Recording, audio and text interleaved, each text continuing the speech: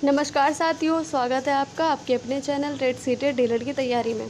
दोस्तों, आज हम यहाँ पे बात करेंगे कि कर्क रेखा से लगने वाले राज्य कौन से होते हैं। आप बस 2 मिनट क्या, आपको 1 मिनट भी नहीं लगेगा, आप सोच के बता देंगे सारे राज्यों को। ठीक है, तो ट्रिक के माध्यम से हम पढ़ेंगे और भी कुछ चीज़ें, इंपॉर्टेंट चीज़ें जानेंगे जिसके बारे में हमें पता होना चाहिए। ठीक है, कर्क रेखा कहाँ पर स्थित है, मकर रेखा कहाँ पर है, कितने डिग्री में है, इंग्लिश में क्या कहते हैं इन्हें।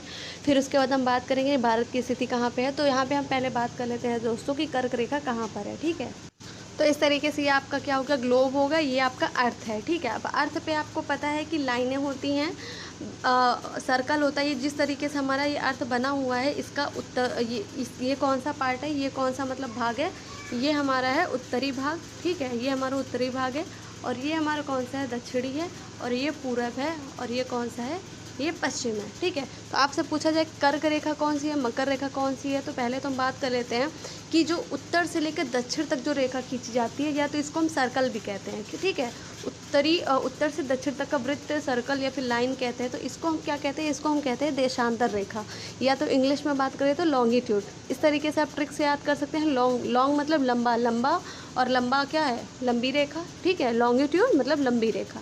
तो लंबी रेखा क्या हो गई, लॉन्गिट्यूड, जिसको हम क्या कहते हैं, हिंदी में हम क्या कहते हैं, देशांतर रेखा। ठीक है, अब ये वाली जो लाइन है, तो ये उत्तर से दक्षिण क्या हो गई, लॉन्गिट्यूड हो गई। ठीक है, अब पूरब से पश्चिम जो ये जो लाइन होती है, इस लाइन को हम क्या कहते हैं, अब ये देखिए लेटी हुई लाइन है, तो इसको हम कहेंगे लैटिट्यूड। ठीक है, अब लैटिट्यूड को क्या कहते हैं, अक्षांश रेखा। ठीक है दोस्तों, तो ये हो गई हमारी अक्षांश रेखा। अब हम आपको बताते हैं कि कर्क रेखा हमारी कहाँ पर स्थित है, मकर रेखा कहाँ पर है। तो ये जो आपको बीच वाली जो लाइन दिख रही है, ये सबसे बड़ी अक्षांश रेखा बीच की है। इसको हम क्या कहते हैं, इस लाइन को हम भूमध्य रेखा, विषुवत रेखा, इक्वेटर लाइन, कई नामों से जानते हैं।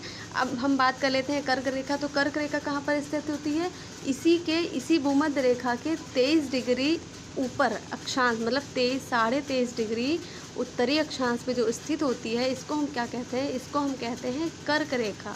ठीक है, और जो 23.5 डिग्री नीचे उत्तरी अक्षांश पे मतलब होती है, दक्षिणी अक्षांश पे, ये तो आपका हो गया अक्षांश रेखा। तो दोनों है ना, देखिए यहाँ पे अक्षांश तो ये भी है, ये भी है, लेकिन ये किस डायरेक्शन में, उत्तर डायरेक्शन में है ये कर्क रेखा, और ये वाली मकर रेखा किस डायरेक्शन में है, दक्षिणी दिशा में है। ठीक है, तो कर्क रेखा को हम कहेंगे 23.5 डिग्री उत्तरी अक्षांश, और मकर रेखा को हम कहेंगे 23.5 डिग्री दक्षिणी अक्षांश। तो 23.5 डिग्री उत्तरी अक्षांश को हम कर्क रेखा कहते हैं, और 23.5 डिग्री जो दक्षिणी अक्षांश है, इसको हम क्या कहते हैं, इसको हम कहते हैं मकर रेखा।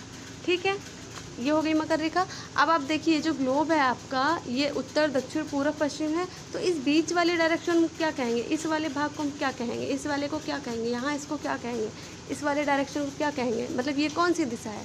अगर ये उत्तर की दिशा है और ये हमारी कौन सी दिशा है, यहाँ पे देखिए आप दोस्तों कि ये हमारी उत्तर की दिशा है, ये दक्षिण की दिशा है, ये पूरब की है और ये पश्चिम की है। तो उत्तर और पूरब के बीच में ये वाली जो दिशा है, इसको हम कहेंगे उत्तर पूर्व। क्योंकि मैं आपको फिर से बना के दिखाती हूँ यहाँ पे डायरेक्शन। देखिए इस तरीके से आपका क्या हो गया, आपका ये ग्लोब हो गया।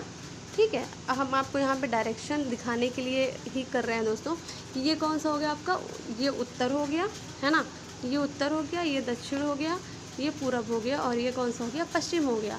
और यहाँ पर हमने यहाँ पे हमने लॉन्गिट्यूड लैटिट्यूड खींची थी। तो आपको पता है ये कौन सी डायरेक्शन हो जाएगी, ये वाली डायरेक्शन हमारी क्या कहलाएगी, उत्तर पूर्व। ठीक है, उत्तर पूर्व कहलाएगी। ये कौन सी है, ये दक्षिण पूर्व हो जाएगी। ये कौन सी है, ये कौन सी है, दक्षिण पश्चिमी हो जाएगी। ठीक है, दक्षिण पश्चिमी। और ये कौन सी हो जाएगी, उत्तर पश्चिमी। ठीक है, तो ये हमारी ये भी 4 डायरेक्शन हो गई। अब आपको पता है भारत कहाँ पर स्थित है, तो फिर से देखिए हम बात कर लेते हैं। ठीक है, ये हमारा हो गया। अब हमने कहा कि यहाँ पे हम भारत की स्थिति जानते हैं। भारत कहाँ पे स्थित, आपको पता है भारत यहीं पे स्थित होता है। ठीक है, तो ये कौन सी डायरेक्शन है, इस दिशा वाली। तो इसको हमने क्या नाम दिया था दोस्तों, इसको हमने क्या नाम दिया था, उत्तर पूर्व। ठीक है, ये वाली जो डायरेक्शन है ये उत्तर पूर्व है। तो भारत किस दिशा में स्थित है, उत्तर पूर्व की दिशा में ये भारत हमारा स्थित है। ठीक है, अब हम ये बात कर लेते हैं, ये जो हमारी कर्क रेखा हो गई, मकर रेखा हो गई। कर्क रेखा को इंग्लिश में हम क्या कहते हैं, ट्रॉपिक ऑफ कैंसर, और मकर रेखा को क्या कहते हैं, ट्रॉपिक ऑफ कैप्रिकॉर्न। ठीक है, अभी आप देख रहे हैं ये जो हमारा भारत स्थित है उत्तर पूर्व दिशा में, यहाँ कर्क रेखा जो है बीच से होकर गुजर रही है। तो जाहिर सी बात है कि भारत के हमारे कुछ राज्यों को से होकर ये गुजर रही है। तो यहाँ पे अब हम बात कर लेते हैं किन किन राज्यों से होकर गुजरती है। तो यहाँ पे देख सकते हैं आप दोस्तों, यहाँ ट्रिक की हम बात करेंगे तो क्या लिखा हुआ है, मगरमच्छ झपटा। बस आपको इतना याद रखना है, मगरमच्छ झपटा। अभी मैं आपको यहाँ पे सारे राज्य को बता देती हूँ कि मगरमच्छ झपटा से क्या बनता है। तो अम्मा से आपका बन गया। ठीक है, तो इस तरीके से हम बात कर लेते हैं कौन कौन से राज्य लगते हैं। ये आप ट्रिक देख पा रहे हैं, अच्छे से इसको याद कर लीजिएगा। आपका माँ से क्या हो जाएगा, मगरमच्छ, मतलब मगरमच्छ झपटा। अब इसको आपको याद रखना है, उसके बाद इस ट्रिक को आप याद करिए। माँ से आपका क्या हो जाएगा दोस्तों, माँ से आपका हो जाएगा मिजोरम। ठीक है, माँ से मिजोरम हो गया। गा से क्या हो जाएगा आपका, गुजरात। ठीक है, रा से क्या हो जाएगा आपका, और रा से क्या हो जाएगा आपका, राजस्थान। ठीक है, राजस्थान हो जाएगा। उसके बाद फिर माँ आ गया, मतलब यहाँ पे माँ से क्या हो जाएगा आपका, मध्य प्रदेश, मतलब एमपी। ठीक है, छा से क्या हो जाएगा आपका, छत्तीसगढ़। ठीक है, झा से क्या हो जाएगा आपका, झारखंड। पा से हो जाएगा पश्चिम बंगाल, मतलब वेस्ट बंगाल। और टा से क्या हो जाएगा आपका, त्रिपुरा। ठीक है, तो ये इतने राज्य हैं, आप देख पा रहे हैं कितने हैं, 1 2 3 4 5 6 7 8। ठीक है, मतलब हमारे जो भारत के 8 राज्य हैं वो कर्क रेखा उनसे होकर गुजरती है। ठीक है, तो ये थे दोस्तों बेसिक सी बात जो मैंने आपको बताई, और इसके साथ भी कई सारे कॉन्सेप्ट बिल्कुल मतलब आपके क्लियर हुए होंगे। तो इस तरीके का कोई भी डाउट है तो बिल्कुल कमेंट सेक्शन में ज़रूर बताइए। और छोटी छोटी वीडियो के माध्यम से हम अपनी तैयारी को ऐसे ही मजबूत करते रहेंगे, क्योंकि आपको पता है कि कर्क रेखा से कितने राज्य होकर गुजरते हैं, इन सब चीज़ों से बहुत सारे क्वेश्चन पूछे जाते हैं। ठीक है, तो वीडियो अच्छी लगी है तो लाइक कर दीजिए, चैनल पर नए हैं तो चैनल को सब्सक्राइब कर दीजिए दोस्तों। और मिलते हैं नेक्स्ट वीडियो में, तब तक खुश रहिए, घर वालों का ख्याल रखिए।